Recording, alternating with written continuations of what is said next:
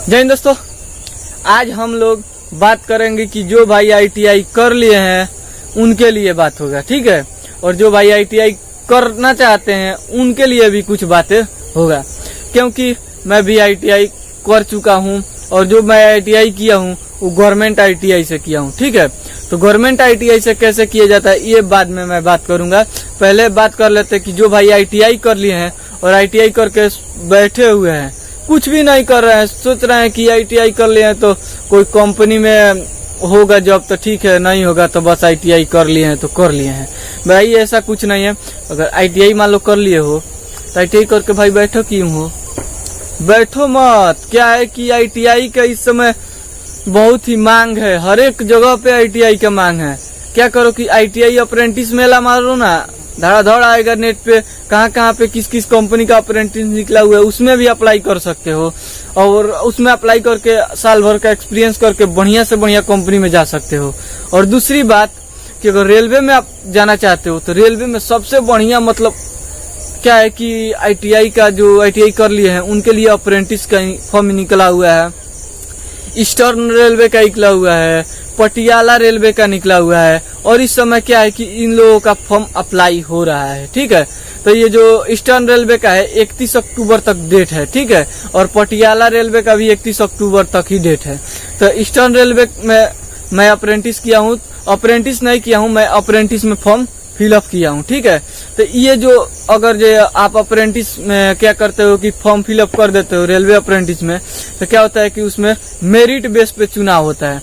मान लो कि आपके 10वीं में कम से कम 10वीं में 50% होगा तभी आप रेलवे में अप्रेंटिस फॉर्म फिलअप कर सकते हो। क्या होता है कि मान लो कि आपके 10वां में 70% है तो 50% उसमें 70 क्या होगा 35। और मान लो कि आपका आईटीआई में क्या है कि 450 है, 450 का हो जाएगा लगभग 73% के करीब होगा।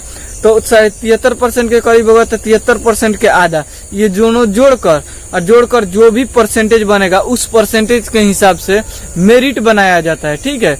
और मेरिट बनाकर क्या किया जाता है कि वो लिस्ट जारी किया जाता है। लिस्ट जारी किया जाता है तो आप अपना लिस्ट देख सकते हो, जाकर ईस्टर्न रेलवे के वेबसाइट पे जाकर देख सकते हो कि आपका मेरिट में नाम आया है कि नहीं आया है। अगर नाम आ जाता है तो क्या है कि उसमें नीचे मतलब डेट मेंशन कर दिया होगा कि आपका डॉक्यूमेंट्स वेरिफिकेशन इस जोन में होने वाला है। जोन एक होता है ना कि मतलब मान लो कि भुसावल हो गया, गोरखपुर हो गया, मतलब बढ़िया बढ़िया जोन जो होता है उस जोन में, जो पुणे हो गया, इस सब में भर्ती निकलता है। तो इसी जोन में आपको डॉक्यूमेंट्स वेरिफिकेशन के लिए जाना होता है। डॉक्यूमेंट्स वेरिफिकेशन कर लोगे, उसके बाद उसी समय नहीं होता ज्वाइनिंग लेटर भी मिल जाता है, नहीं तो बोल दिया जाता है कि ज्वाइनिंग लेटर आपको बाद में दिया जाएगा, ठीक है। तो ज्वाइनिंग लेटर दे देने के बाद क्या होता है कि आपको ज्वाइनिंग के लिए बुला दिया जाता है वहीं पे।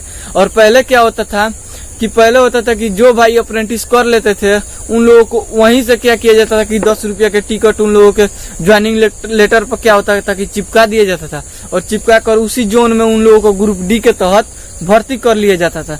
लेकिन जब से ये सरकार बदला 2014 में, तब से ये प्रावधान खत्म करके 20% कोटा के तहत दे दिया गया।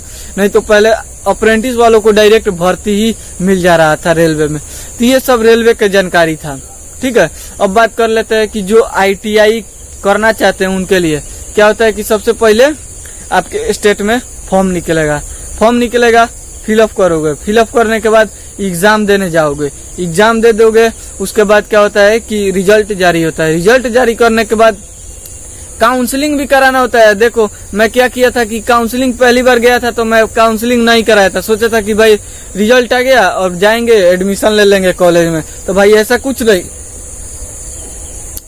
कुछ नहीं होता है। आपको रिजल्ट आने के बाद काउंसलिंग का भी डेट निकलता है। काउंसलिंग कराकर उसके बाद फिर काउंसलिंग के द्वारा काउंसलिंग कराओगे, उसमें ट्रेड मेंशन करोगे कि हमको ये ट्रेड चाहिए, डीजल चाहिए, मैकेनिक चाहिए, या मैकेनिस्ट चाहिए, या इलेक्ट्रीशियन चाहिए, फिटर चाहिए, ये सब ट्रेडों का मेंशन करना होता है। तब उधर से आप उसके लिए होगे तब वही ट्रेड मिलेगा, नहीं होंगे तो ट्रेड भी नहीं मिलता है। अगर मान लो कि जनरल हो, ओबीसी हो, तो 200 से नीचे आपका रैंक है तो आपको ट्रेड कोई ना कोई जरूर मिल जाएगा। क्योंकि हमारा 200 से नीचे था तो हमारा डीजल मैकेनिक मिला हुआ था। तो ये सब चीजें है। अगर जो क्या करते हो कि मान लो कि ड्रेस का पैसा उसमें 3000 रुपया मिलता है, ठीक है।